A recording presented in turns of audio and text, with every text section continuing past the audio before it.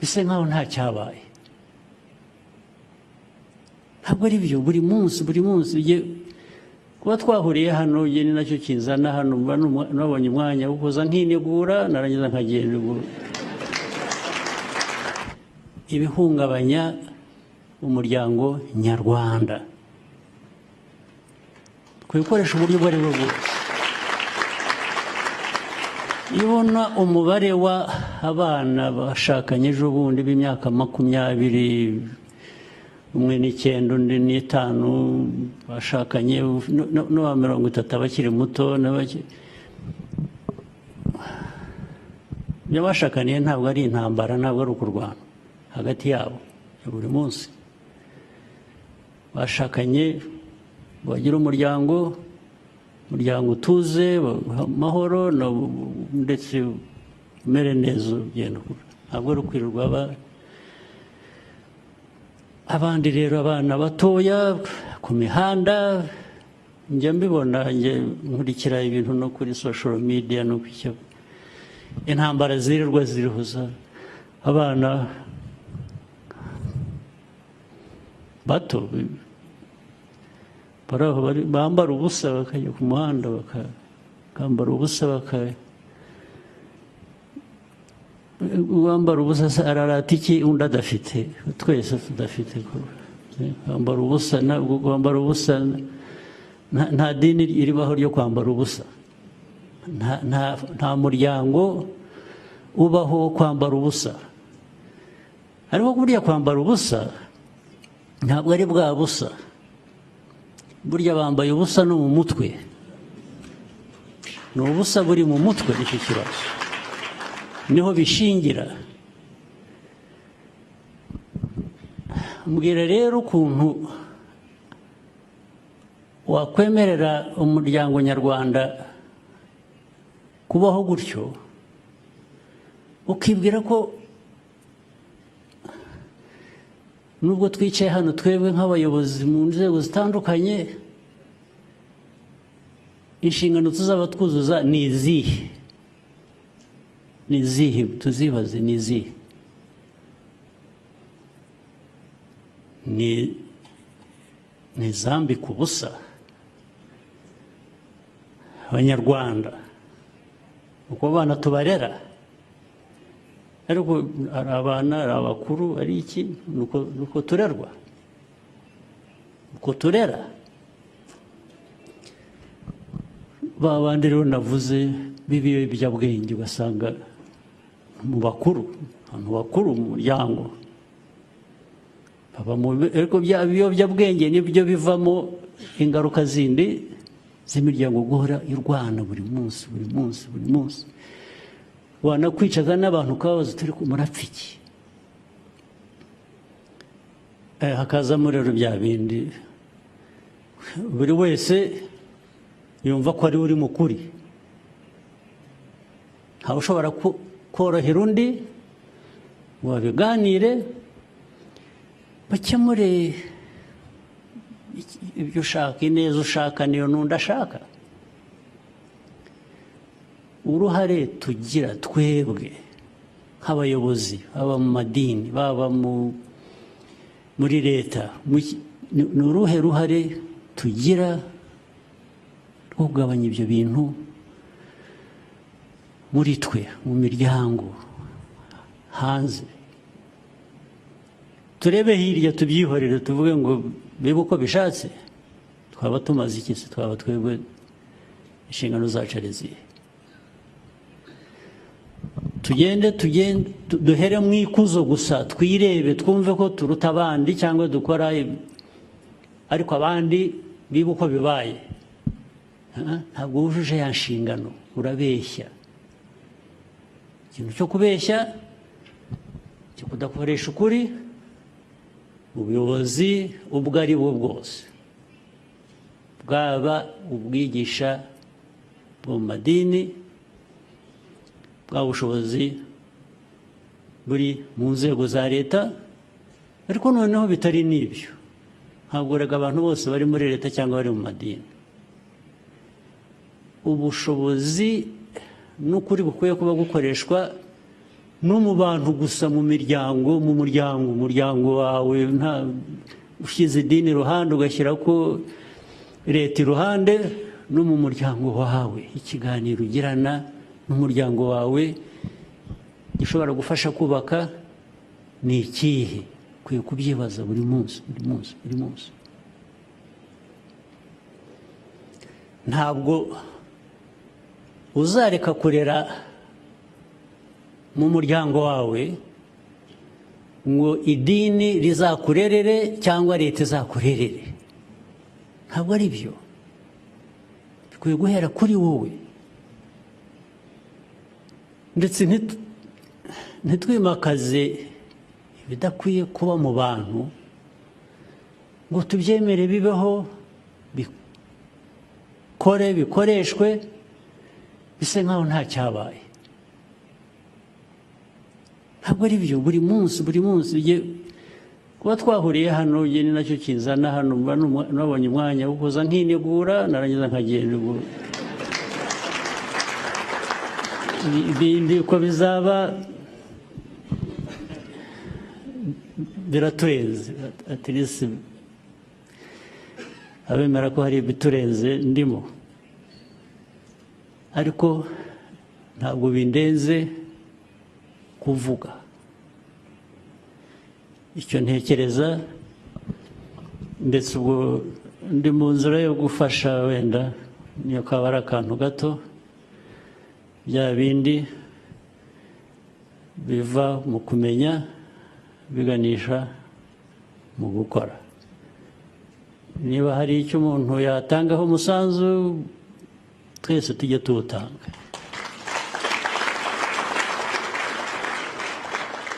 Ariko ndabasabye, ibintu nababwiye mbona ntabwo nabishyize mu ukuri kwabyo kose uko bingana, ni byinshi. Turasenya igihugu cyacu, turasenya igihugu turebera ibidakwiye kuba bikorwa.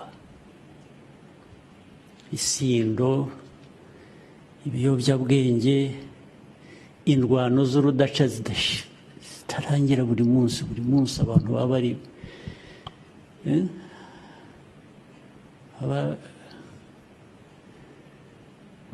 bashikurana. Nitubibona, nababwiye ko mbibona muri raporo mpabwa, ikintu cya mbere kinza mu mutwe ndabaza, ariko tugomba kuba dufite ibibazo mu buyobozi bwa leta ndetse n'ubw'abandi ntavuze. Bigomba kuba bihari. Ngo hari ikibazo, tugisuzume rero. Ntitukajye hanze gusa ngo tunyure hejuru y'ibintu, tuvuge neza, ndetse tube ibitangaza. Igitangaza ni byiza, ariko kuba igitangaza ubigirwa n'abo wafashije nabo kuba baba igitangaza. Niba ntabo wafashije, ntukwiriye kumera neza ngo ube bihagije. Ukwiye kumera neza ubishingira ku bandi watumye bamera neza. Ibi tuganira nuko twahuriye hano n'ibyo tuvuga, erega nabyo ni uburere. Ubu turi mu burere buduha gutekereza neza no gushingira ibikorwa byiza kuri ibyo dutekereza. Reka njye hanze mu buzima busanzwe.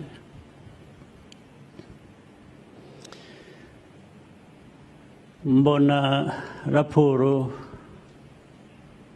hafi buri gitondo, cyangwa se mu cyumweru mba mbonye nyinshi zimbwira ko abantu bifashe hirya no hino, ese mu gihugu abantu bafite barihaza bakigaburira, bafite ibyo kurya, twarejeje cyangwa abantu barashonje, cyangwa izindi zikaza zimbwira ziva mu bapolisi zimbwira haraye habaye za agisida 20 n'izi ngizi kuva hariya muri bo 50% zabaye kubera ko bari basinze. Abantu baraye bicanye, hari abantu bapfuye bazi indwara, undi yazi iki, undi mugore yaratemwe n'umugabo we, rimwe na rimwe biba the other way around, ariko nibyo bikeya kurusha.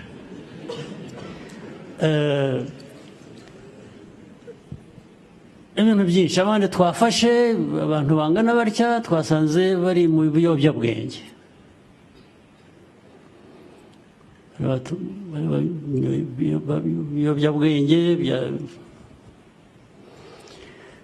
imiryango yahungabanye,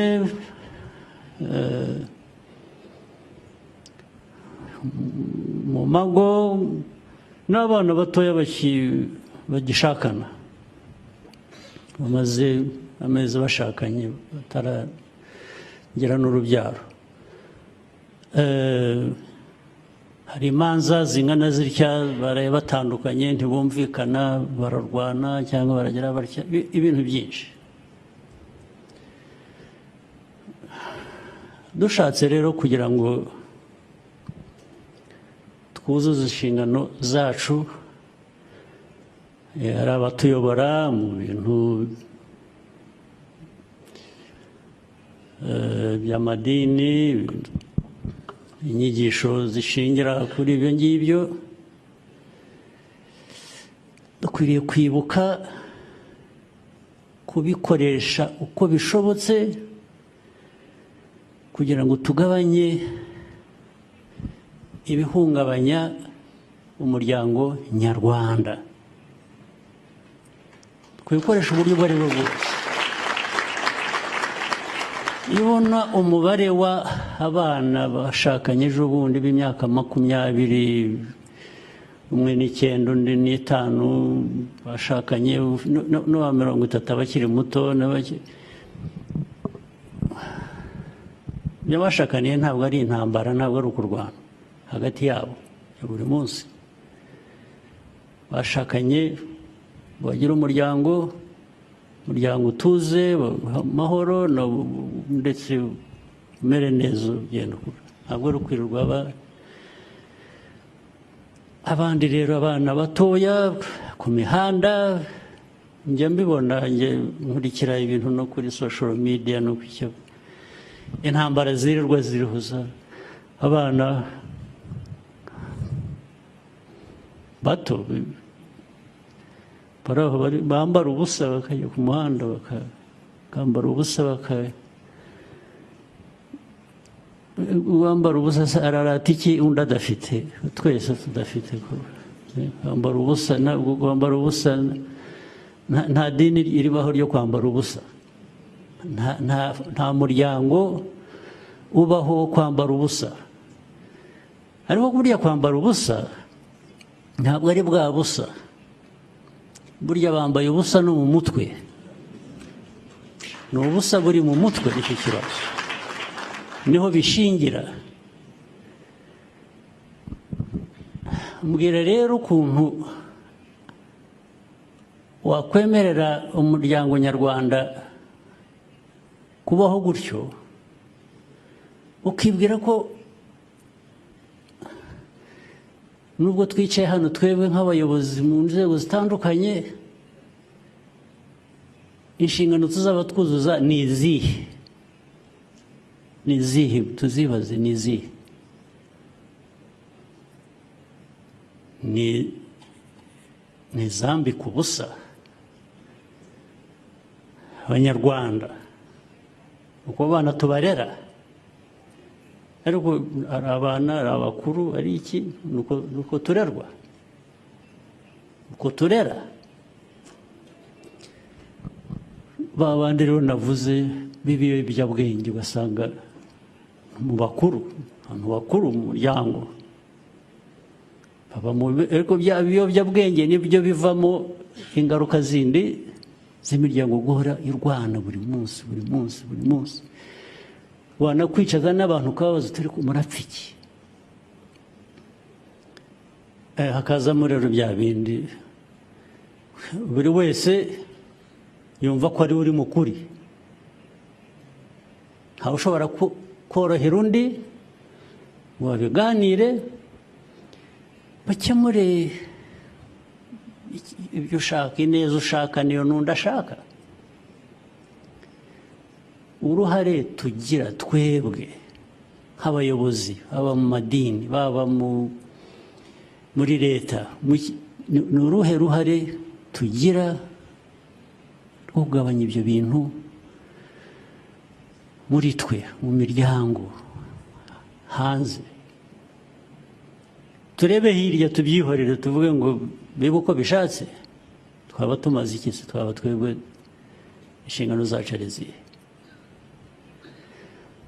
tugende duhere mu ikuzo gusa twirebe twumve ko turuta abandi cyangwa dukora ariko abandi bibe uko bibaye ntabwo wujuje ya nshingano urabeshya ikintu cyo kubeshya cyo kudakoresha ukuri ubuyobozi ubwo ari bwo bwose bwaba ubwigisha bwo mu madini bwa bushobozi buri mu nzego za leta ariko noneho bitari n'ibyo ntabwo rega abantu bose bari muri leta cyangwa bari mu madini ubushobozi n'ukuri bukwiye kuba gukoreshwa no mu bantu gusa mu muryango wawe nta ushyize idini iruhande ugashyira ko leta iruhande no mu muryango wawe ikiganiro ugirana n'umuryango wawe gishobora gufasha kubaka ni ikihe ukwiye kubyibaza buri munsi buri munsi buri munsi ntabwo uzareka kurera mu muryango wawe ngo idini rizakurerere cyangwa leta izakurerere ntabwo ari byo bikwiye guhera kuri wowe ndetse ntitwimakaze ibidakwiye kuba mu bantu ngo tubyemere bibeho bikoreshwe bise nkaho nta cyabaye ntabwo ari byo buri munsi kuba twahuriye hano ni nacyo kinzana hano nabonye umwanya wo kuza nkinegura narangiza nkagenda ibindi uko bizaba biraturenze atirisi abemera ko hari ibiturenze ndimo ariko ntabwo bindenze kuvuga icyo ntekereza ndetse ubwo ndi mu nzira yo gufasha wenda niyo kaba ari akantu gato bya bindi biva mu kumenya biganisha mu gukora niba hari icyo umuntu yatangaho umusanzu twese tujye tuwutanga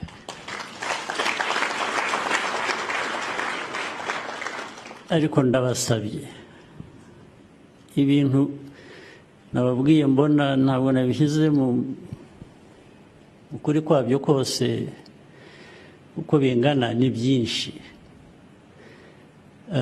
turasenya igihugu cyacu turasenya igihugu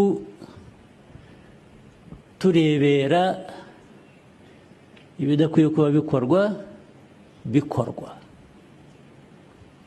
isindo ibiyobyabwenge indwano z'urudaca zitarangira buri munsi abantu baba bari